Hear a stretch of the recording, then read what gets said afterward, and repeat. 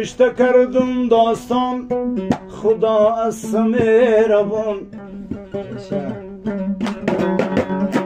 یک مریضی ناگهان مرا کرده پریشان. یک روز آمد بخوابم با دریا غرق شد رضوان. یک دفعه شد دار ای بالتی پریشان. یک دفعه شد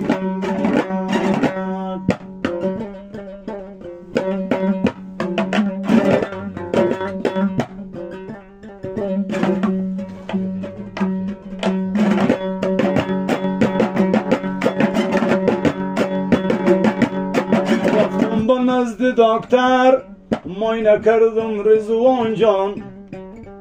این داستان که اصلا ما گذاشتم.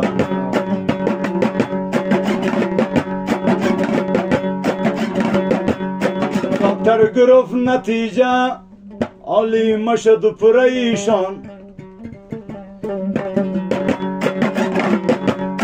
کردم سفر با تاخر با معالجه رضوان جان.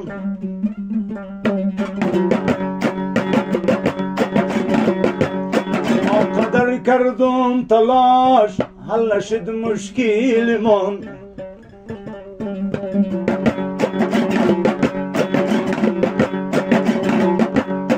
درد و رنج و تکلیف است از جانب خدا جان.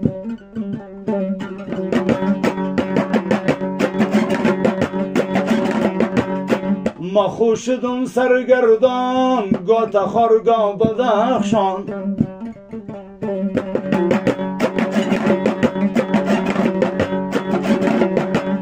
روانه شدم به دور رفتیم شهر کابل جان. دیدیم شهر کابل را تلاش کردیم فراوان. این حادثه دلخراش اما را کرد پریشان.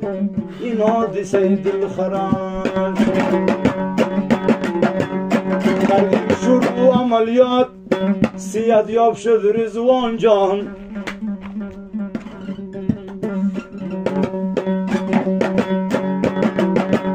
بعد از گذشتی عملیات دعا کردم خدا جان. شفای عاجل خواستم برای لالایم رضوان جان. شفای عاجل خواستم.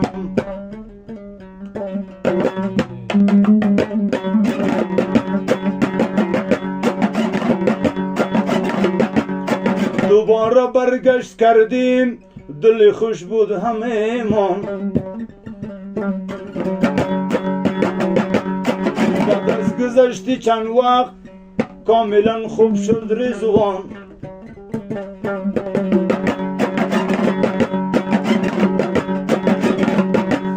یک دفعه بر ما رسید معایناتی دکتران. نتیجه لابراتوار شفاخانه فرانسوی ها. دوباره کردم سفر با همراهی رضوان جان. او ثانیه ها ایجادم نمیره.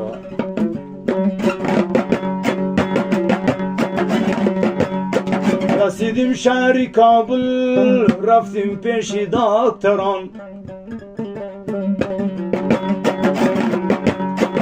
نتیجه را دید دکتر گفت دردش از سرطان. این نقطه‌ای بود که بیچاره برای ما سخت تمام شد ولی خدا را هزار بار شکر. خدا صبر می‌کنه خدا. یک دفعه حالم خراب مرا کردن پریشان. خداوند صبر بده به همه مسلمانان. خداوند صبر بده.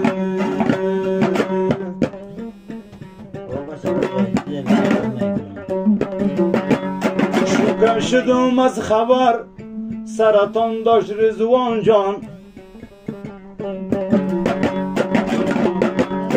دردم علامه دهد شفا نزد خدا جان. دیگر ندارم ندارم چاره از حادثه علمناک. بشکست پروبال من جیگرم شده بیریان، بشکست پروبال من